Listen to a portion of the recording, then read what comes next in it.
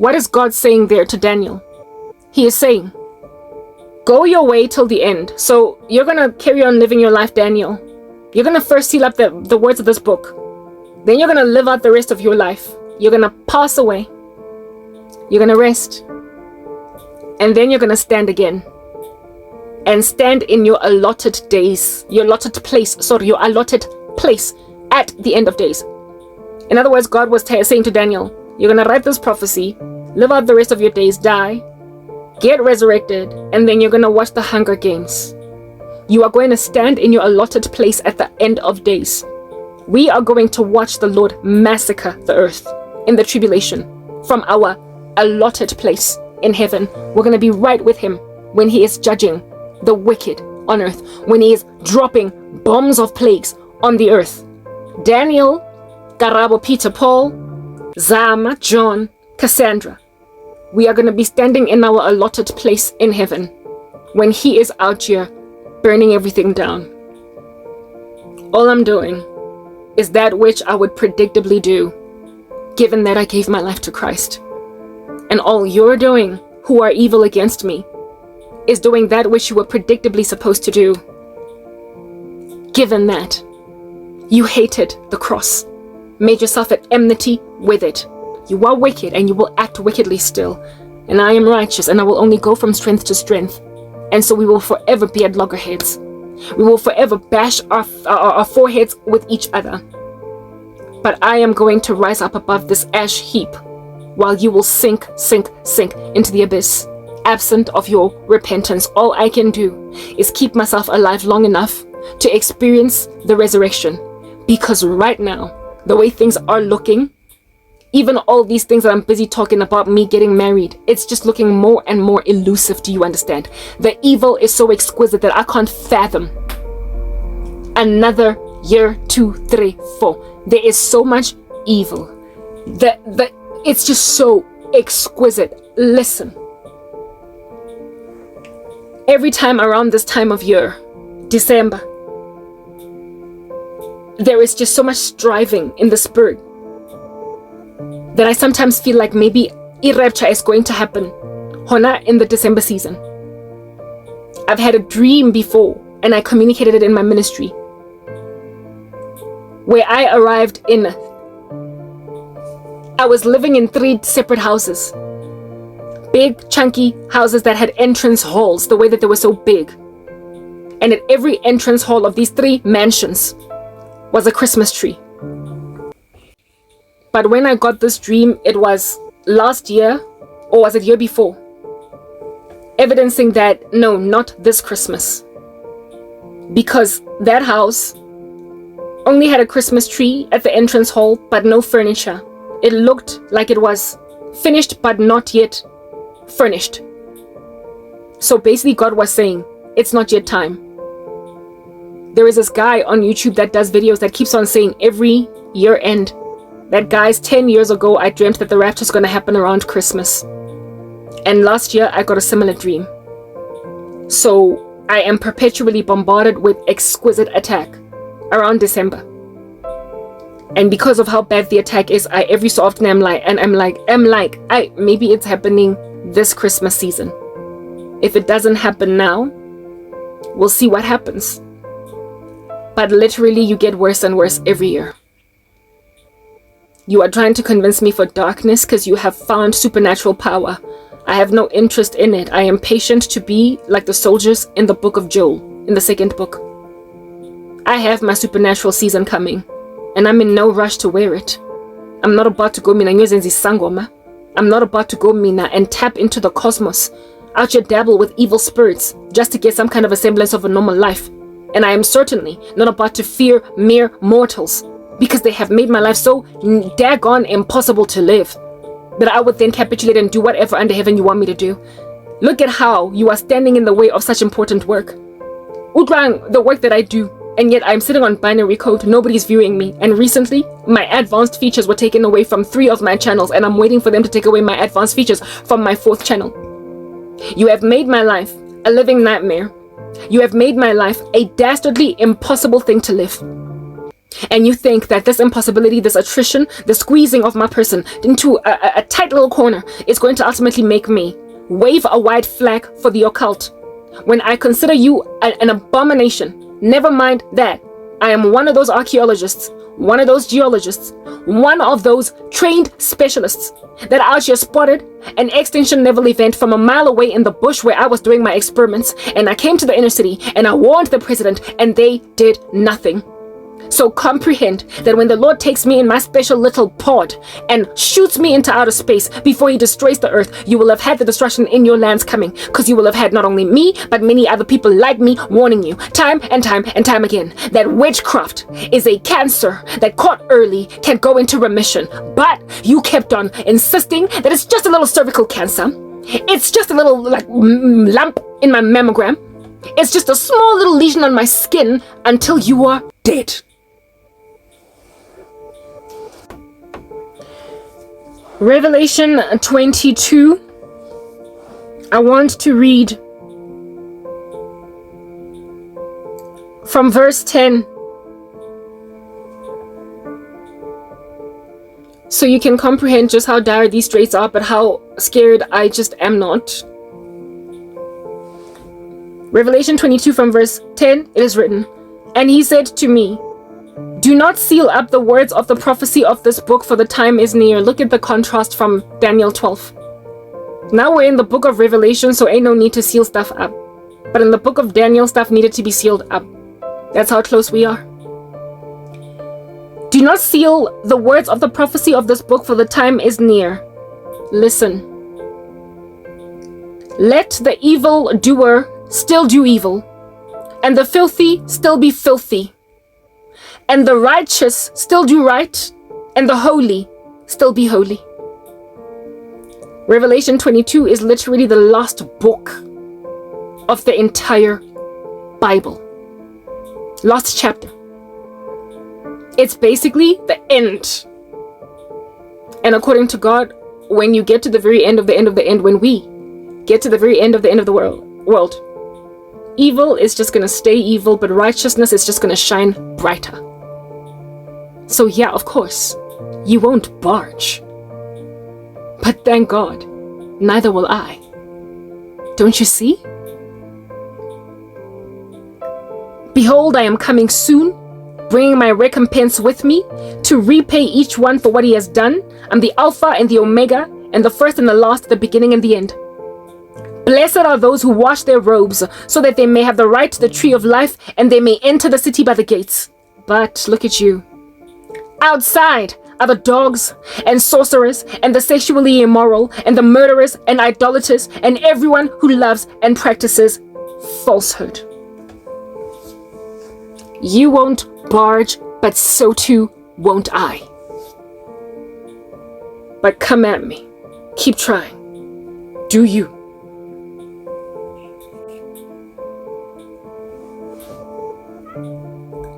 I keep getting nightmares, and they make me speak for so many hours that my tongue gets dry. Last night, I woke up to recall a nightmare. This morning, I woke up to recall this morning a nightmare I had last night. And it's like, yazini guys, when I first started talking here, I spoke about those New Jersey drones in the US.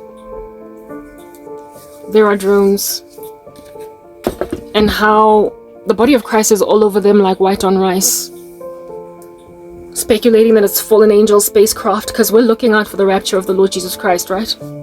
The rapture of the body of the Lord Jesus Christ. But Christians are not the only ones that are on that story like white on rice.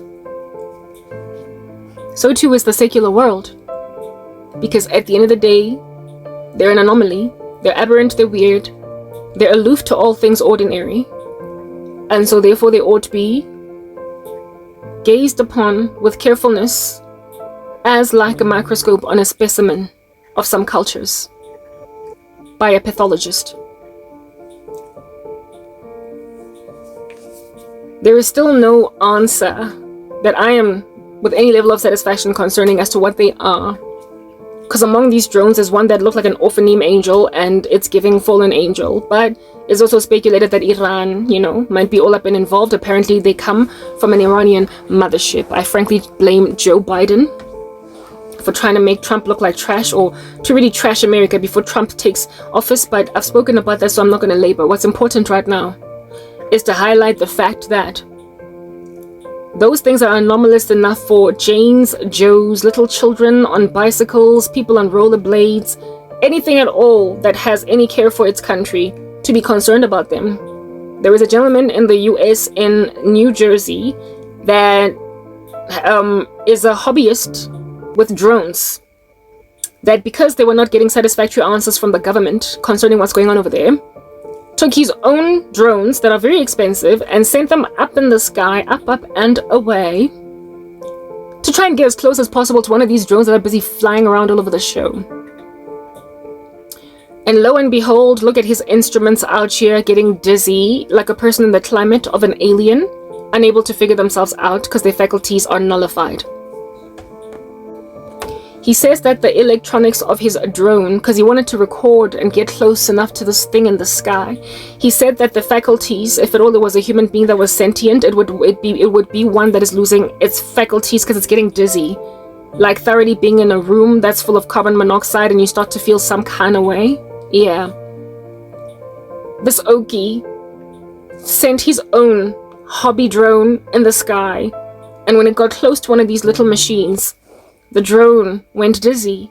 Its instruments were whack. It was not quite registering. It went and then it started to like fall. And then once it was at a certain altitude from the ground, having been distant enough from the drone, it recovered. Almost like you walking into some toxic room with a strange gas like carbon monoxide.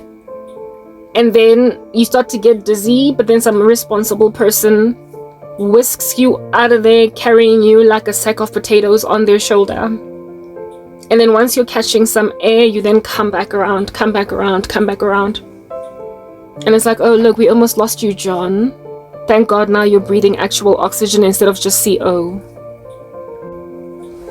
Carbon monoxide poisoned John still needs to go and see a doctor, because after all, something did go awry over there. You need to get checked, but you'll probably live because you got out of there on time, This guy's drone out here be acting like John in hospital. He had to like tweak it, fix it, basically alter it, claim from insurance or whatever.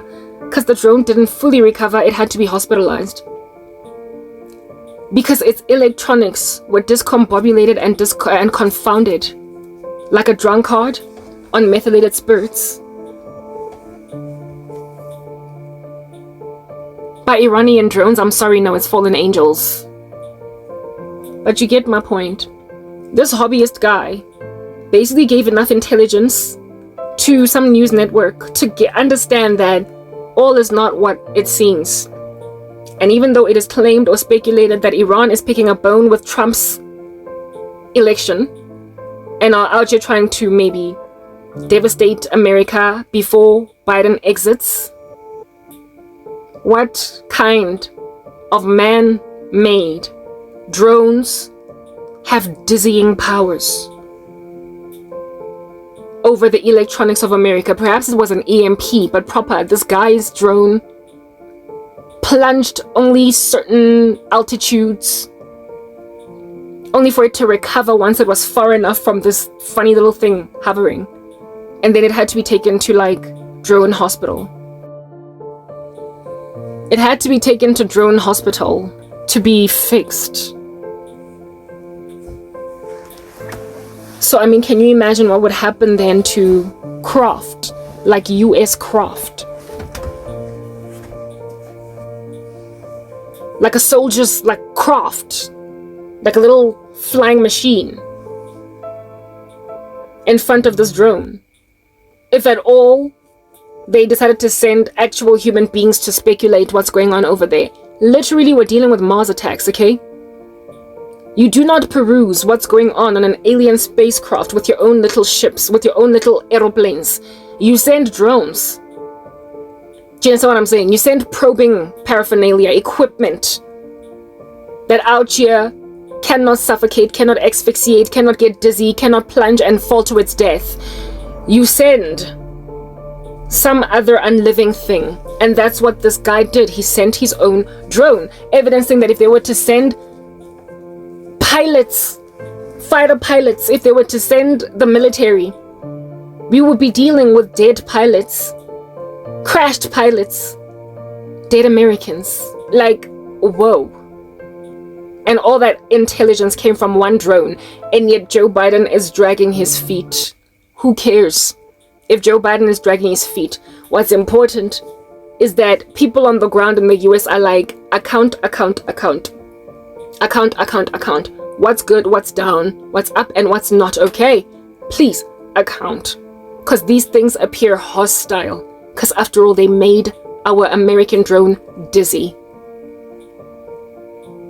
Witchcraft is like a Chinese spy balloon. Witchcraft is like an Iranian drone from an Iranian mothership, or maybe just from outer space altogether. Witchcraft is a dizzying thing in the climate of a Christian drone. Witchcraft is hostile, whether or not you have figured it out yet. If it is hovering about anomalously over your airspace, and it's not a bird, or a plane, or even Superman, it's dangerous.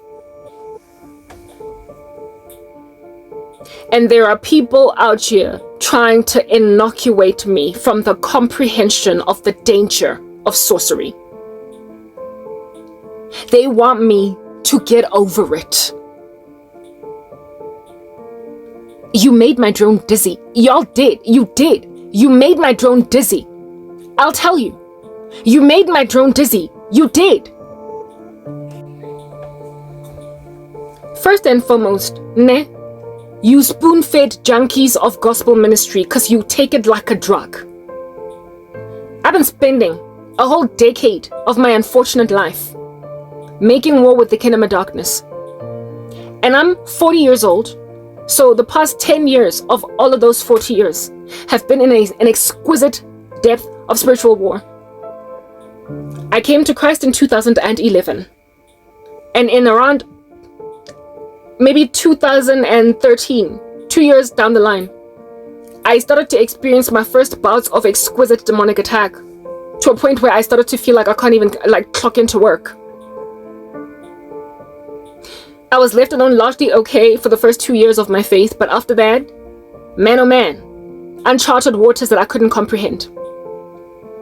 It was the last year of my run as an employed citizen of this country that I would endure so much weighty heaviness when I would walk into the office at MTN that I couldn't deal.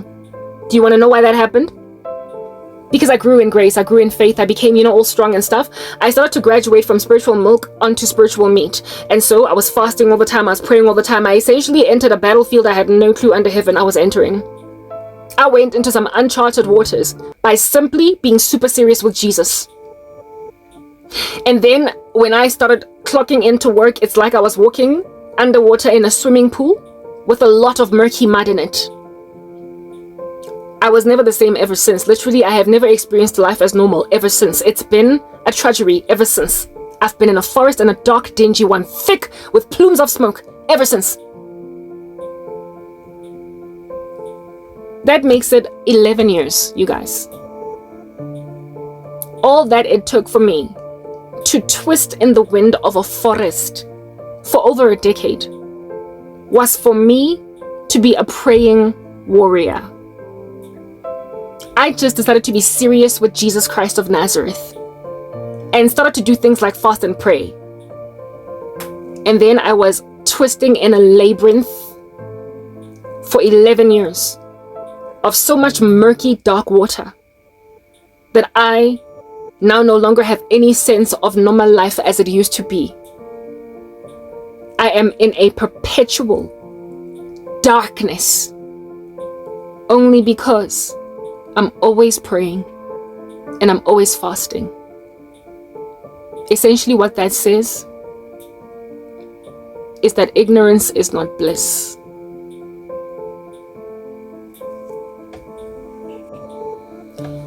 All that it says is that everybody else is only able to smile, laugh, and not get a headache every 5 minutes.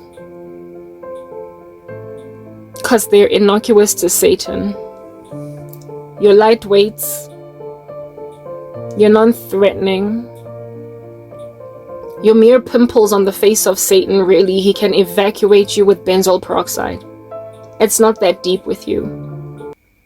So therefore, you're going to see the sun rise and set. You're going to feel the rain on your skin. You are going to taste the food in your mouth. And your mouth will not go dry from speaking for hours on end, trying to evangelize a reprobate conglomerate. Because everybody's going to like you, because after all, you're non-threatening.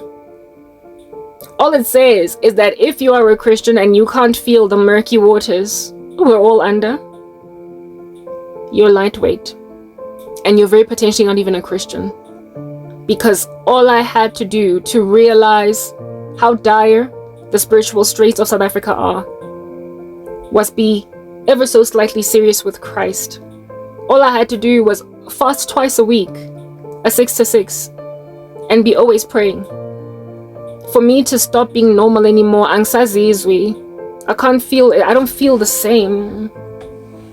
Yeah. I don't remember what it's like to be normal. I don't remember what it feels like to see the sun as brightly as it can shine. I don't remember what it's like. Guys, I live in plumes of smoke, a thick, murky forest. I am perpetually encircled by the smell of blood, like you must understand.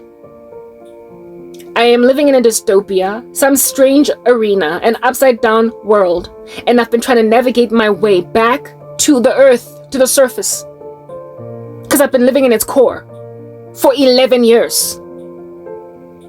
Simply because I took Christianity seriously.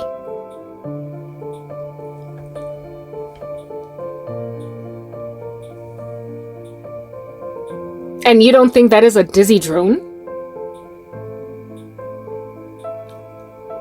You don't think that's a dizzy drone? There are entities hovering above my country in our airspace. And I went and I grabbed as a hobbyist, just like that guy in New Jersey. He was just a hobbyist that loves to collect drones. And then he decided to take one of his expensive drones to check what's going on over there, and the drone got dizzy. I started writing for Christ in my blog. I was prayerful, I was fasting, I was going about my Father's business. I live in a Christian country. So I did not expect to endure the level of psychosis that Iranian Christians, for instance, endure when they are to be converting from Islam. But I went through that. In South Africa, as a hobbyist, I went and grabbed my hobby of writing, and I wrote about the things of God and my dreams, whatever I could write, poetry. And it won me so much demonic attack that it became clear that the drone presence in the sky is not innocuous. It's hostile, and it's got power to dizzy some people. I don't know what it feels like to be normal. Do you understand? I don't remember it. So just because you don't feel the hostility of the drones up tops does not mean that they're not hostile. All it means is that you don't have a hobby. You don't have drones that can hover around alien craft that can mess up with the instruments of your drone. In other words, you're not prayerful and you are not fasting. You are not close to God. You have not drawn near to Him enough for entities to make you dizzy. To make you walk into the office and suddenly feel like, I don't know what's going on, I'm lightheaded. I kid you not, it's like I was trudging through swimming pool water that's murky. From some point in my walk as a Christian, it never got better. The last year of my employment was a trudging. And that trudging has never stopped. It's just that now, I'm not doing it inside a corporate building. I'm out here fighting wars of South Africa. Gushubi let down in these streets, you don't understand. There is a hostile presence in the sky. And I only found out about how bad it is because I just so happened to have a drone that I could, swing in the sky in front of an alien craft, and it made me dizzy. I've been dizzy for 11 years, and by dizzy, guys, I mean literally dizzy. My body is heavy all the time. I feel like I'm walking underwater. Everything is murky. There's always a sense, it's like I'm underwater. You know when you're underwater and you feel that pressure on your ears? It's because the Holy Spirit has had to girth up so much in me because of demonic presence around somebody that sees what's going on. I am tuned in, I'm plugged into the war that all of y'all are dilly-dallying outside not playing fair in making me the only soldier, or at least among the only soldiers. You are lax and you are not participating in the battle. You are lazy as the body of Christ. Christians, whatever, you are sleeping virgins. And the ones who are awake with oil in their lamps have got much too much war on their plate. Much too much war. For 1 man, 1 woman. 3 men, 3 women. 10. In all of South Africa, how many of 40 million? Ay, sugar. So with that being like a whole thing, understand that y'all are not gonna make my drone dizzy or me dizzy. You are not going to experience me through physical manifestations of sickness to a certain extent because of spiritual attacks perpetuated, and have me second guess that I've been sick for 11 years. With lightheadedness, headaches, 11 years. Dry mouth, 11 years. Extreme exhaustion that I had to push past with exercise. 11 years of foggy, like just, like, hey, if you've been in a smoky jungle, a smoky forest, or a stuffy room, you don't feel like a ray of sunshine. You feel like you need to get out and breathe some proper air. I've been feeling like I need to breathe proper air for 11 years. 10 of which have been excruciatingly persecuted. My drone went dizzy because I got close to the hovering spacecraft and they sprayed dust on me. With me then being able to confirm as a hobbyist turned aficionado of all things alien. I'm not about to change my mind about the fact that Litawe, you have dizzied South Africa, and frankly this is no longer a going concern, and anyone at all that is very serious with Jesus is walking around trudging through a murky swimming pool, lightheaded, unable to conquer how lightheaded they feel all day, every day, because they are in a swarm of demons all day long because their colleagues are whack with witchcraft. Their mother is whack with witchcraft. Family members are all up in their grill with witchcraft. Boyfriend whack with witchcraft. Husband whack with witchcraft. Children inducted into occult organizations at school, etc. The country is just vomiting sorcery. So anyone that's serious with Jesus is literally dizzy in this country. There is no one who is any kind of serious with the things of God that does not feel me. But I agree, you've kept us from each other, haven't you?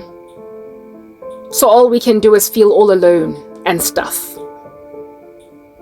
But I kid you not, I'm not the only one.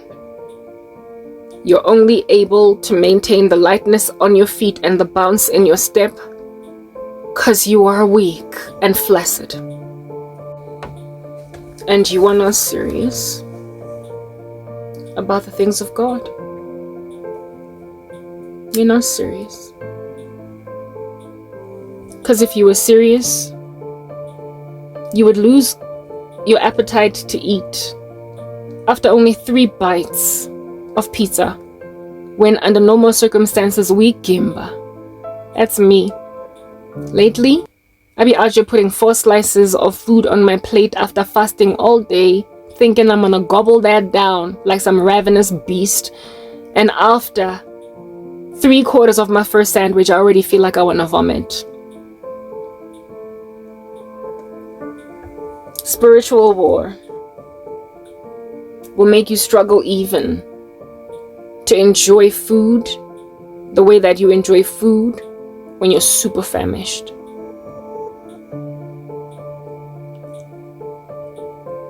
My tongue's dry because I'm always talking, like, and I gotta see where Asangoma's coming from after all that. I'm sorry. They're aliens, they're evil, they're satanic. There is no satire to it, it's all just very dry and ugly. It is a massacre, it's a carnage on the side of the street. It's a decapitated head. It is a cadaver in the mortuary that has not yet to be identified. It does not have an owner. It's a Jane Doe and a John Doe. That's not given to medical science, so it's gonna rot in there. It is a disaster zone. It is the stuff of, no, I'm not capitulating, but guess what, Otlo Foster. I'm not doing it. But it's all good in the hood, right? Because like I just read right now from the book of Daniel and from the book of Revelation, you're gonna be filthy still, and I'm just gonna be righteous still. But you are not about to make me, after you dried out my tongue and took away my appetite, even though I can eat for 10 men, and make me see where Asangoma is coming from. Dizzying me, making me for simply perusing her drone. Like, Papa, y'all have made me tired. A spiritual war is physically felt. You think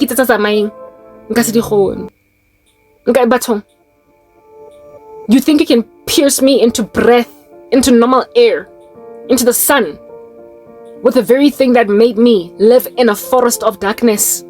Aye. You keep on inventing new ways to sin. You are so creative. Just not for the things of God. You are innovative in a most prolific capacity. Halisa inventa. Ditsela tse ngata ngata. Hey.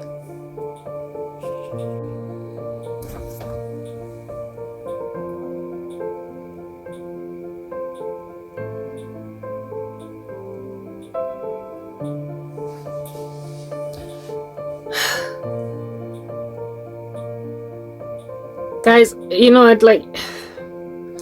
Ish.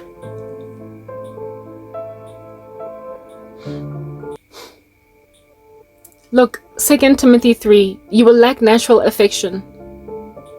How can you hurt somebody so violently and not empathize with how patronizing you are and how you're trying to absolve yourself from guilt by making her settle with something strange? But then again, your consciences are seared. You would lack natural affection. You would be narcissistic, lovers of self. You would be unable entirely to see that enough is enough. The day would never arrive when you are proliferating your own satanic agenda, given that you're demon-possessed and everything. When you would see that you've broken a person too much. Stop patronizing them. I keep getting dreams of people who are trying to make me second guess that my drone went dizzy in their midst. Gaslighting. And now, their latest strategy. And before I get to that strategy, when you incestuous cousin that's out here trying to sleep with your cousin, God showed me that you're going to lose feeling in your legs. So it is ideal that your little nether regions should not work anymore, okay?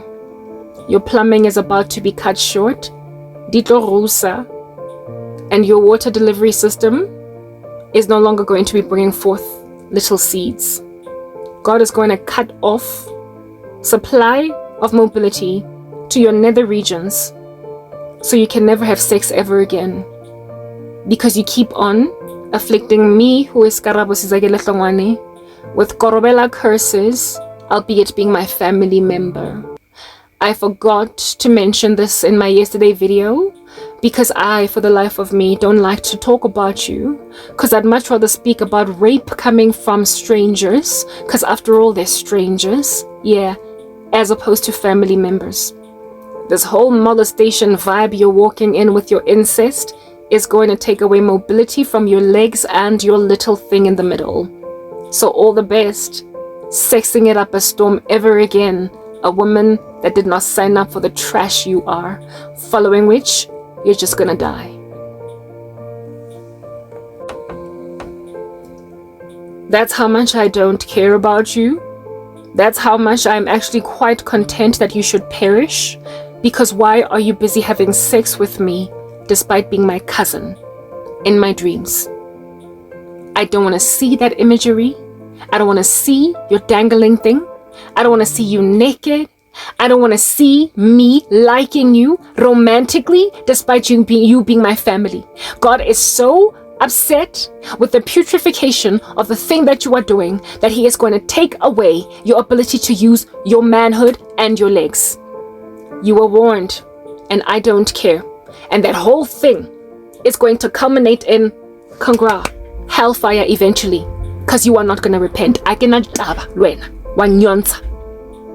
Now that I've said that, let me then communicate about the strategies of the rest of my cousins, who I will at least award one up on this other baboon. You are not incestuous, at least not yet. This little idiot that's out here trying to have sex with me, despite being my family member, is only enduring that level of extreme judgment on his person because he is a rapist. But y'all are next because you're trying to rape my mind too.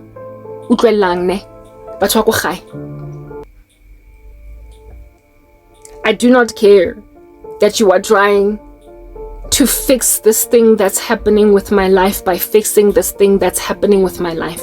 Giving me scraps of recovery because you are embarrassed looking at how much you have destroyed a life. But before you get judged, it is imperative that you be explained to why the judgment was coming.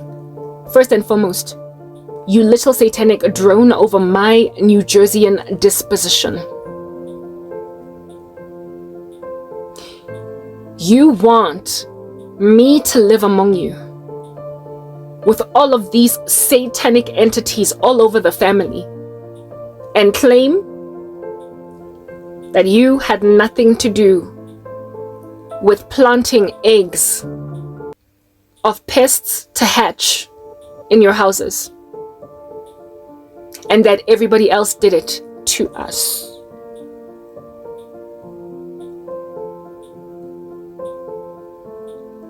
Two nights ago, or maybe 3, I dreamt about my former best friend's family home, and it was exactly the same as my family home.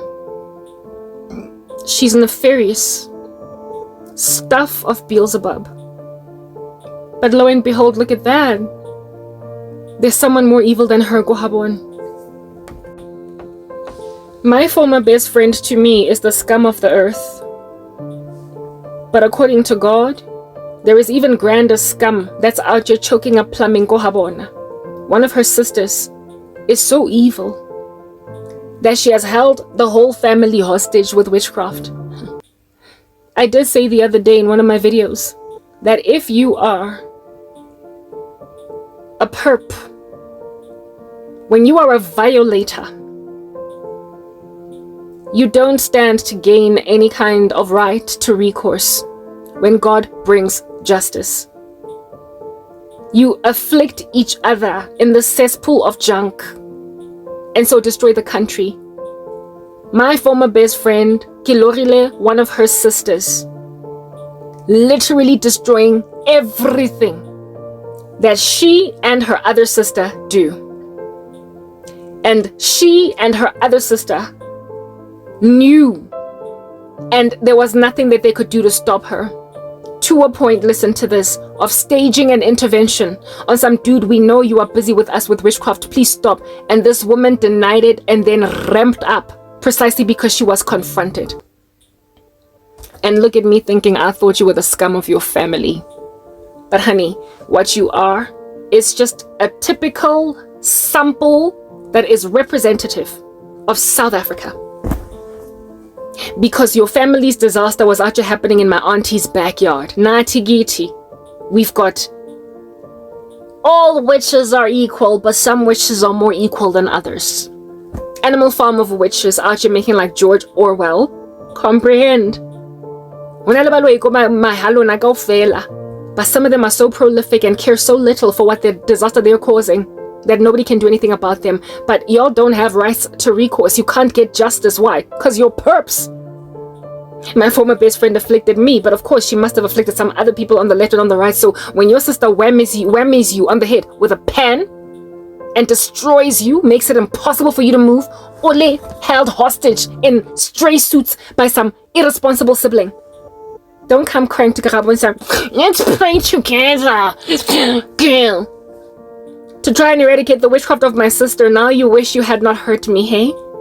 I'm never gonna dance again. Guilty free, they've got no rhythm. Though it's easy to pretend, I know you're not a fool. Should've known better than to cheat a friend. Wasted chance that I've been given. Shit, I'm never gonna dance again the way I danced with you.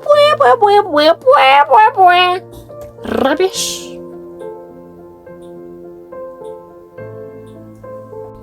She was busy singing that song basically to hint and highlight that I will never be happy again. Guilty feet have no rhythm. I should never have cheated a friend. Now I've wasted all of this opportunity to intercede against my evil sister with my best friend. Because where 2 or 3 are gathered, there he is with us. All of that gangster, nasty, narcissistic affliction of an entire family by one terrorist therein could have been brought low by one that brings down 1,000, 2 that brings down 2,000, 10,000, right? Yeah, but you don't have Karabo now, do you? So you're all subjugated to the tyranny of your little satanist sister. Because so everything that can drop like a domino, look at it, drop, drop, drop, fall, fall, fall. Everything is just calamitous. Because everyone is a witch. You see, the difference in my family is that I'm saved. And so whatever calamities can fall, I can stand in the gap for myself, and every so often I stand in the gap for them because I'm, I don't know, truly saved. But look at you be a sitting duck when you're a little mini Satanist, but you've got a big Satanist for a sister. You know how I spoke about that small little cervical cancer that eventually becomes a metastasized thing on your pancreas? Yeah. You bestie with a tiny little cancer cell on the breast, and you ignored it until you discovered that your sister is the multi-organ failure. Yeah. When you encounter a bit of a Godzilla for a Satanist, you start to realize that a dinosaur is a dinosaur is a dinosaur, even if it's just newly hatched, because it's eventually going to become a big fat giant threat to the human race at some point if you don't just kill it. But you out here creating Jurassic Park, no. Godzilla's your bestie. You thought you could bewitch me, be a little Satan, and they're not metastasize an even more feverish cancer in the person of one of your little sisters. You've got a beastly sibling that even staged interventions are not working against. And now you wish that you could stand with me in the gap because, you know, we could, after all, the 2 of us, slay that giant beast. Go ahead, no, but no. What fellowship does light have with darkness? You can't bring low an even bigger Satanist. So, now the thing that you are in this country has destroyed the country. Because you think you're a little white witch with small little spells until somebody rocks up and decimates an entire bloodline. Because she's that selfish. There are no rights to recourse under Satanism. The just shall live by faith, and the soul that sins shall die. You don't get to think you can do small witchcraft. Small little vestigial witchcraft. Small witchcraft that's like tonsillitis. Just take it out and you're all right again. Right next to other people doing pancreatic type cancer witchcraft. You can't. It'll all just like wrap you up, the whole entire body. And if at all you're still walking these streets, you will be like an embalmed corpse, looking all alive, but you're 5 seconds away from evidencing that you're obviously dead. Give it a couple of years and you'll look dead. So Gimo Familia, my friend, my former best friend, get some prolific satanic sister that won't even barge in the climate of staged interventions because she's obviously harassing the whole family with spells. And now utlo stage intervention against Oswa Haojwang. O lawyer Lwena. How? And that's exactly what's going on in my family. 3 nights ago, I dreamt about the disastrous sister in my former best friend's family. And the same phenomenon is out here slapping my family silly. These little baboons want to go and drain me like juice. They want to go and sap out of me like the Euphrates River right now is out here getting all dry. There's no longer as much water. The Arabs be out here having a hard time. Irrigation is hard to come by. And they want to come and scoop extra glasses of water from an already drying out Euphrates River. Comprehend this. That drying out Euphrates River in the Middle East must necessarily dry up in order for the kings of the north to rock up and do the whole battle of Armageddon. It is imperative that you should kill off every last saint on the earth so God can come and rescue us all. Do you understand? So you can't come and drink out of my Euphrates River and have me, as the Euphrates, have your back as a little Satanist. No, I'm going to keep on drying up. Because the end of me is the beginning of my new life in the millennial reign of Jesus Christ. You're not going to drain me. You're not going to sit on me, lay on my back as a carpet as you walk all over it. You're not going to get to do that. You're not going to juice my Christianity and my advocacy for a people. I will stand in the gap for only as long as the Lord will have me stand in the gap, following which, if he wants to dry me up so the kings of the north can march over me, let him march. Because I am trying to hasten the return of the Lord. Finish yourselves off. Don't drain me, because I will refuse to be drained. People now want to out here use me as Karabo that can float, that can walk on water, that can in my own capacity eradicate a roach infestation. Bafuna ukusebenzisa my supernatural powers to now start cleaning together house. I spoke about how there was some dude from back in the day who wants to rock up in my life and act like a little bova, where the two of us are going to then bring fire guns and burn demons in South Africa when he started with nonsense. Wants to leave his wife for me. And I keep singing Pinaya Makadzi to him. Muna wako ki bobi wena. Muna wako ki joko. He wants to leave some woman for me, and the two of us go and us against the world. Fight South Africa. I fought South Africa by myself. And as the river Euphrates, I'm drying up, and the kings of the north must march over my body. I've done my time. I've done my time. I've done what I needed to do. You wasted time until the battle of Armageddon was necessary. You brought the world to its knees, to the end of itself. Don't be out here now, riding on the backs of saints to advocate for you when they were already so tired. They got worn out from warning. Now we're getting in pods and we're shooting up in the sky. Now we're leaving. Now we're getting skedaddling out of here. Do you understand? And my family, just like that dude, and my former best friend, my family, just like my former best friend, are now on some, guilty figure, God no him. No, he true pretty. I know the fool. Shouldn't know be I ain't cheat afraid. Waste a chance if I can keep on. So I never gonna change again. The way I done for you, I don't care about your little guilty songs. I don't care. Listen, now fix where you destroyed. You planted wildlife in little corners of your houses, and when they hatched, now you want to bring an exterminator in the room. Imbokoto yomzalwane that's been praying for 10 years. You are not gonna burden me with the diseases you planted in your petri dish of a country. I'm leaving. Like it or not. I've done the time. Halong khathatsa. Kantwa. Ekelwaneng already. Lesadikene. In my dream, my family member, yes, like it, guys, we were in some house. It was a mansion, quite big. It basically looked like an inheritance that in the beginning of its existence was quite glorious. You could tell that it was a beautiful house. It had these finishes that were all regal and old school, like marble oak, but extremely expensive. It looked posh, like old money. Have you been to an old mansion and it's still got really strong reinforcements in it?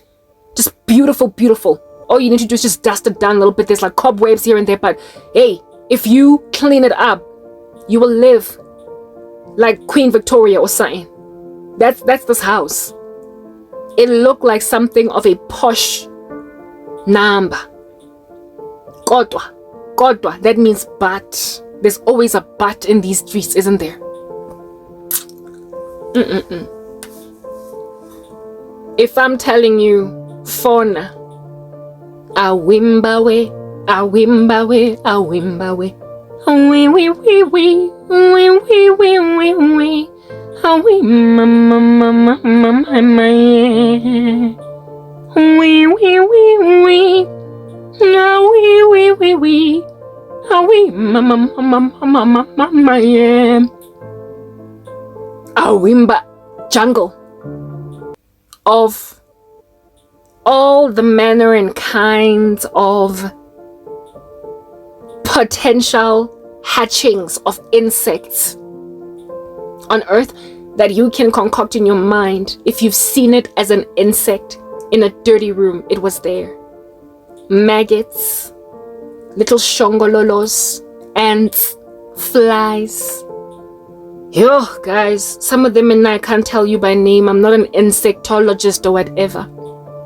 Lava Joe was out here hatching on the walls. Like, this house was infested. Termites, if it was an insect that can be a bug in somebody's life. Ticks.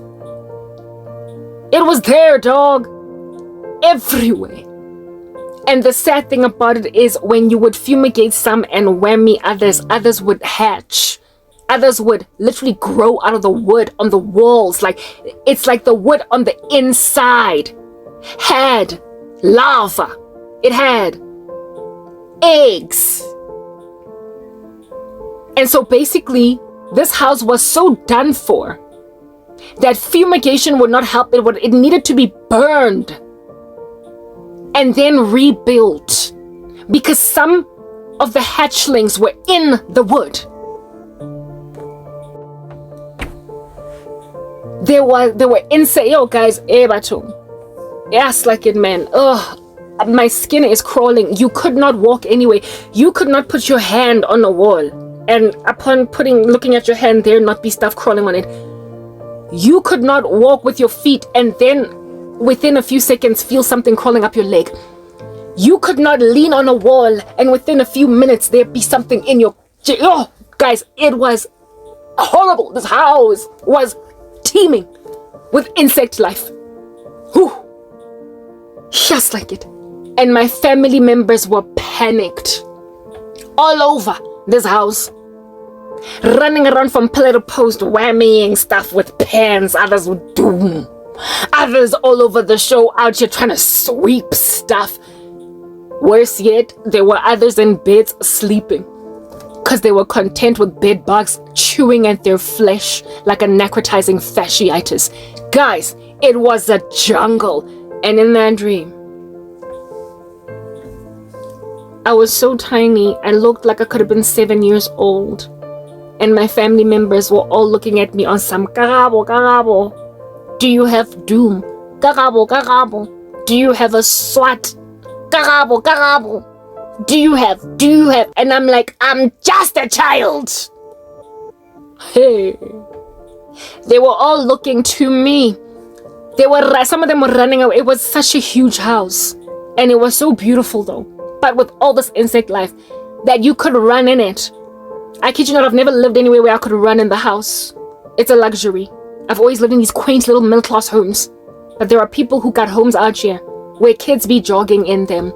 This house was that big, you could run strides like you're in an athletics patch in it. The way it was so huge, essentially, they squandered a massive inheritance.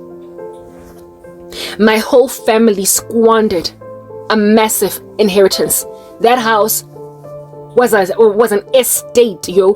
Type of like joint to not call a house but a property.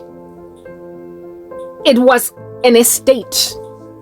It was giving old money, but it was uninhabitable.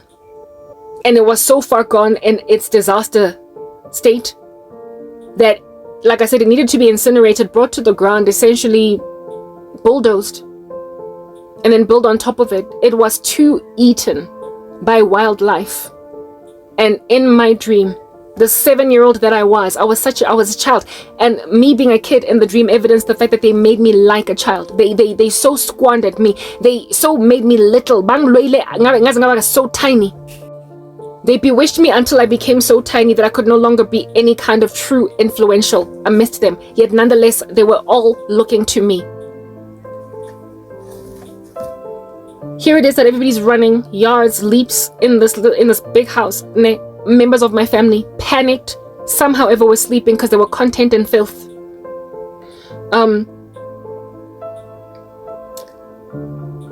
In all of this running spree thing that they were doing, I, however, was not on the ground. It's like I was swimming, but in air. You know how with your feet on the ground, something would inevitably crawl up your pants? With your back against the wall, something would inevitably crawl into your shirt. With your hand on the wall, something would inevitably be found on your palm. Like, this stuff was everywhere, that there was no surface you could ever put your body on that would never encroach on you. And so in my dream, I was literally swimming in air. The only place where there was no insect life was in central air, like just in the middle of the room. The floor was infested, the ceiling was infested, the walls were infested, surfaces were infested, everything was infested except for air, where insects could not just merely sit in, because in and of themselves they're subject to gravity, you know what I'm saying? I was swimming in this ecosystem and not walking. So I was the only one unscathed by this excessive petri dish fauna violence in the house full of Jumanji. I was the only person without insects crawling all up in there, because I was basically swimming as I walked. But I had to keep myself afloat the way that you would in water, but it was air. And one of my cousins looked at me and he's like, "How are you doing that?" Right in the dream, he looks at me swatting stuff all over the show and he's like, "How are you doing that?" He's like, "How are you able to swim in mid-air?" And I was like, "It's just the power that I got." Hence why everybody was like, "Karabo, Karabo, give us a SWAT. Karabo, Karabo, give us doom. Karabo, Karabo, basically give us whatever we need in order to kill these insects." This cousin then looks at me out here swimming in mid-air, untouched by all these insects all over the show. And then I end up saying to all of them as a concert, I was like, "Guys, this house is not salvageable. We have to move out. This house belongs to the insects, and we're just living in it."